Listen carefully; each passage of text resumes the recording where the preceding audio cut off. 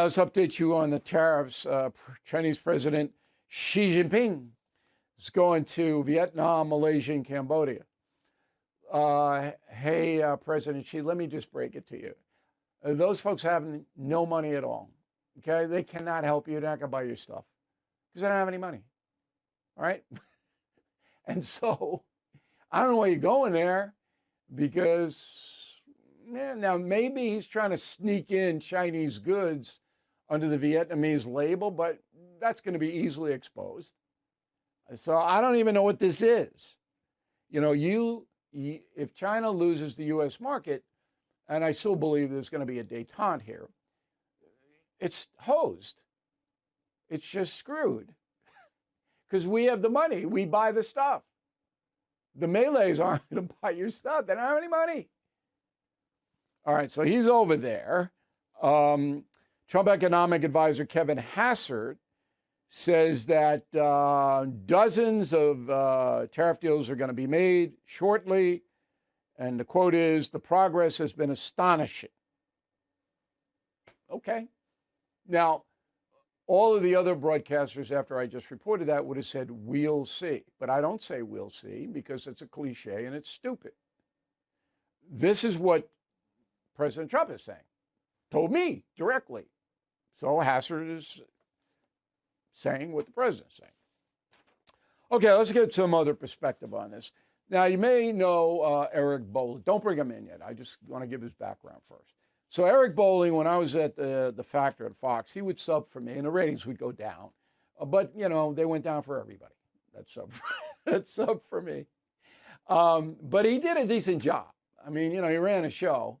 And then he was over at a couple of other places. But his background is in economics. And he was a board member of the New York Mercantile Exchange, big shot in oil and gas trading. So he knows the economic world. And he joins us now from West Palm Beach, Florida, where he airs daily on Real America's Voice, Dish, YouTube, all of that internet stuff. So, Bolling, you okay down there in Florida? You all right? We miss you down here, Bill. It's always good to have you in the studio walking around. You look a little like Maynard G. Krebs with the goatee, but that's all right. It's okay. By the way, that compliment was amazing, especially coming from the guy who I did sit in for over 250 times over an 11-year period. So I must have been, ratings went down, but they must not have gone down that much, Mr. Bill O'Reilly. You know, when Juan Williams sat in for me, they really went down. But when you went, you weren't that bad. So look, I know you've had some discussions on your programs, and you had some criticism about the tariffs. Where do you think they are now? So I stand firm, Bill. I'm a free market, true, like complete free marketeer. I just believe that government shouldn't get their hands in any form of the markets. Now, again, let me qualify that with, I am really, really rooting for the Trump tariffs to work. I hope they do. I'm hearing they are. As Kevin Hassert said, it's going to be astounding when they start telling us what they've gotten or what they've received. My only issue is I just don't like government interfering in markets. And when I mean government, I mean our government also. But if it's going to be used, I think they lost the messaging, Bill. Let me reframe this. It came out where we were going to raise tariffs to the rest of the world to the level that they're charging us. And when they realize they can't do it anymore, their tariffs will come down and our tariffs will come down as well. At some point, it turned to, well, they're all begging to, kind of kiss the ring and come make a deal with us, which was the wrong message for me as a free marketeer. He got back on message recently over the weekend and said, when they lower them, we'll lower them. And that's what I hope for. I hope for a global no tariff or a global 10% across the board in two directions. Let's just cut through this. We have no control about China and what China's import tariffs are. We don't. So they can jack up their tariffs, and same thing with the EU. Hans and Franz can buy stuff from the United States. We ship it over to Hans and Franz in Munich, and they slap a 20% VAT, value-added tax on it, which means Hans and Franz have to charge, if they resell whatever they buy from us, they got to slap 20% more on. American goods can't compete with the German-made goods. That's the game. We can't control it. So free marketing is really a myth. It isn't free. It's not free anywhere. So what Trump wanted to do was basically say, we're not letting you rip us off anymore. We're the biggest market in the world. We have the most money, the most consumers who can spend, and you're going to play fair. It seems logical to me that that would be a good policy for the United States. But in order to get there, we have to suffer, and Americans don't want to suffer. That's where we are. Again, agree, and that is the theory, and I hope it works, and I really do. I hope it doesn't push us into a global recession, which theoretically could happen. And I'm not suggesting we continue to have a trade imbalance and have a tariff imbalance with these countries. I'm simply saying there are ways to maybe negotiate other countries bringing down their tariffs. I'll give you an example. China charging us whatever they want to charge us, whatever they've been charging us, because we don't even really know.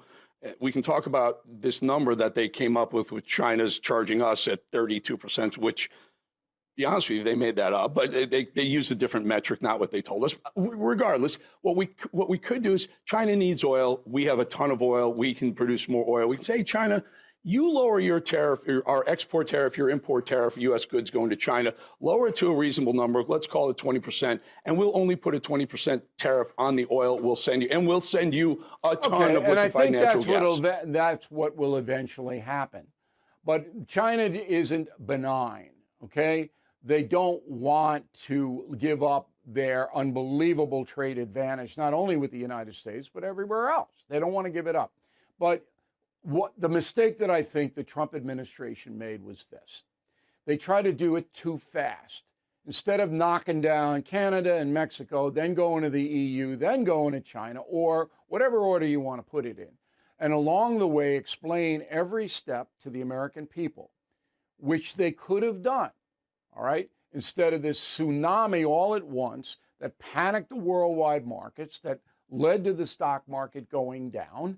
They could have been a more gradual thing, and that's what I would have done. There's a third alternative. I agree with that. There's a third alternative where they could have come up with, okay, so we buy a lot of garbage, trinkets, crap we buy a lot from China, right? And we sell them in technology and in important goods and whatnot. We could have gone out to the rest of the world, Taiwan, Vietnamese, you just mentioned them, and say, you know what, you want to build a manufacturing plant there, and we don't want to pay this 32%, 35% China tax anymore. We'll buy from you instead of them. Here it is. The United States is the wealthiest consumer. We're a huge buyer walking into a mall. The world is the mall. I mean, we have this massive credit card with trillions of dollars of credit on it. And we go, you know what? That store, China right there, is charging too much for the same thing I can buy from that store over there, Taiwan. You know, I'm going to go over there and watch what happens. China drops their tariff, drops their price to compete for us. Everyone wants our dollar. That's a more, I would call it, free market solution to dropping global tariffs. Okay, but that would be incredibly complicated to do.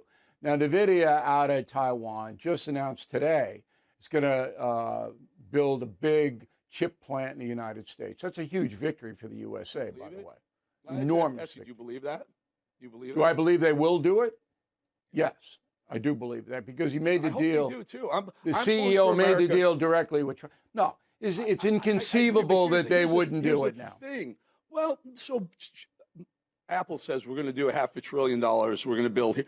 These CEOs are catering. They're kowtowing to Howard Lutnick and the group, right, and making a lot of promises, but we don't know if they're. I hope they do. And by the way, that's 10 years down the road, Bill. It's not next. You don't build a chip manufacturing plant in the next 2 or 3 years.